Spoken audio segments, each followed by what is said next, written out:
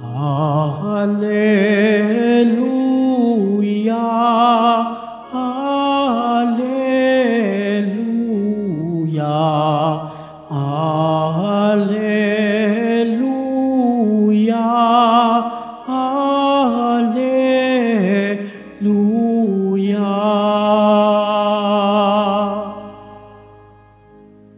Magalak kayo't magdiwang,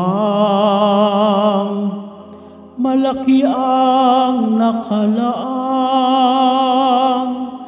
gantimpala ninyong tanan. Hallelujah,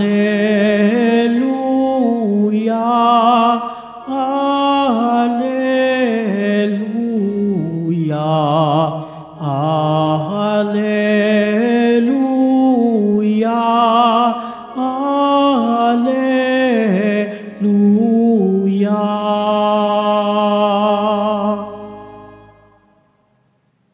Sumainyo ang Panginoon. At sumayo rin. Ang mabuting balita ng Panginoon ayon kay San Lucas. Papuri sa iyo, Panginoon. Noong panahong iyon, tumingin si Jesus sa mga alagad at kanyang sinabi, "Mapalad kayong mga dukha, sapagkat ang Diyos ang maghahari sa inyo. Mapalad kayong mga nagugutom ngayon, sapagkat kayo'y bubusugin. Mapalad kayong mga tumatangis ngayon, sapagkat kayo'y magagalak. Mapalad kayo kung dahil sa Anak ng Tao, kayo'y kinapupuotan, ipinagtatabuyan, at inaalimuran ng mga tao, at pati ang inyong pangalan ay kinasusuklaman. Magalak kayo at lumukso sa tuwa kung ito'y mangyari sapagkat malaki ang inyong gantimpala sa langit. Gayon din ang ginawa ng kanilang mga ninuno sa mga propeta. Ngunit sa aba ninyong mayayaman ngayon, sapagkat nagtamasa na kayo ng kaginhawaan. Sa aba ninyong mga busog ngayon, sapagkat kayo'y magugutom. Sa aba ninyong nagsisitawa ngayon, sapagkat kayo'y magdadalamhati at magtatangis. Sa aba ninyo, kung kayo'y pinupuri ng lahat ng tao, sapagkat gayon din ang ginawa ng kanilang mga ninuno sa mga bulaang propeta." Ang mabuting balita ng Panginoon. Pinupuri ka namin, Panginoong Hesukristo. Magsiupo ang lahat. Magandang umaga po sa inyong lahat. Paano ba po natin masasabi na pagdating natin sa kaduluduluhan ng ating buhay, ay masasabi natin na talagang tunay tayo na naging masaya, panatag, at fulfilled sa ating naranasan at pinagdaanan sa buhay? Paano natin masasabi na talagang nabuhay tayo sa mundong ito? Alam po ninyo, siguro sa karamihan ng mga eskwelahan ngayon, isa po sa madalas na tinatanong, lalo na kapag bagong pasok pa lang sa eskwelahan, o kaya kapag mga nagpupunta sa mga retreat, mga recollection, ang isa sa mga kadalasang tinatanong, paano mo nakikita ang iyong sarili paglipas ng 5 taon, 10 taon, 15 taon, at nakakamangha at parang nakaka-curious kung ano ba yung mga isusulat o sasabihin ng mga tao. Kasi kanya-kanya yan ng sagot. Kanya-kanyang mga gustong mga pangarap para sa kanilang hinaharap, sa kanilang buhay. Yung iba, nakikita nila ang sarili nila na maganda na ang trabaho paglipas ng ilang taon. Mataas ang nakukuhang sweldo. May sariling sasakyan. May sariling bahay.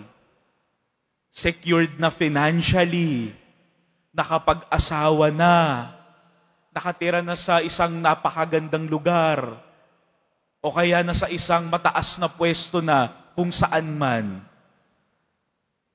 Pero minsan, bihira ka makakita o minsan wala pa nga, na paglipas ng 5, 10, 15 taon, gusto ko lang po maging masaya. Gusto ko lang po maging mabuti. Gusto ko lang maging banal. Gusto ko lang maging mapagmahal. Kasi minsan, akala natin ang ating kasiyahan ay nasusukat kung ano ang mga nagawa natin dito sa mundo. Kung ano yung ikinasasaya, kung ano yung sa tingin ng mundo, na ito na ang makapagbigay kaligayahan sa iyo, doon na natin binabase ang ating buhay. Paramihan ng sasakyan, paramihan ng pera. Ganun na lang ba talaga ang buhay natin? Doon ka na ba talaga maasabi na, o masaya na ako sa buhay ko? Masasabi mo bang masaya ka na kung walang problema ang iyong buhay? Kung wala ka ng pinagdadaan ng mga tukso, ganun na ba ang talagang masasabi natin, fulfilled at masaya na ako sa buhay ko? Alam po ninyo mga kapatid, kahit na siguro naman nakikita rin ninyo, hindi man sa mga balita o ano, na kahit nasa iyo na ang lahat, nasa iyo na lahat ng yaman, nasa iyo na lahat ng mga talento, ikaw ay marangyahan na sa buhay na ito, araw-araw nakukuha mo ang gusto mo, pero meron pa ring puwang sa kanilang puso. Hindi mo pa makita sa kanilang mukha na tunay talaga silang masaya. Minsan nga, kung sino pa ang walang-wala, may mga pinagdadaanan sa buhay, sila pa ang nakakaranas ng tunay na kagalakan. Sapagkat kapag tinanong mo sila, ang madalas mong maririnig, ako'y nagpapasalamat sa Diyos, buhay pa ako, gumigising pa ako araw-araw, salamat sa Diyos, nakakapaglakad pa rin ako, na kahit na hindi kami mayaman, o kaya sakto lang ang aming pera para sa araw na ito, ay nakukuha ko pa rin makatulong. Nakakuha ko pa rin makapaglingkod. Na kahit napaka-busy ng araw ko, meron pa rin akong oras para pumasok sa simbahan, makapagdasal, ipagpatuloy ang aking debosyon, magbigay puri sa Diyos. Kasi sapagkat alam ng taong iyon kung ano ba yung pinakamahalaga at alam niya na si Jesus ang nasa sentro ng kanyang buhay. Na sa pagpalapit niya kay Jesus, doon niya nakikita at nararanasan at nasasabi na tunay talaga siyang masaya. Tunay siyang fulfilled sa kanyang buhay. Sapagkat hindi ito nasusukat kung sino ang may pinakamarami dito sa mundo. Pero kung sino ang nagtitiwala ng lubos kay Jesus. Hindi man natin masusolusyonan ang lahat ng ating problema sa buhay, marami man tayong pinagdadaanan, pero isang biyaya pa rin na meron tayong Diyos na pwede nating lapitan, na nangangako sa atin, kagaya ng mga pagbasa natin ngayon, na kahit anong mangyari, hindi man maganda ang mga naranasan mo sa mundong ito, meron ka pa ring aabangan at papangarapin pagdating ng panahon.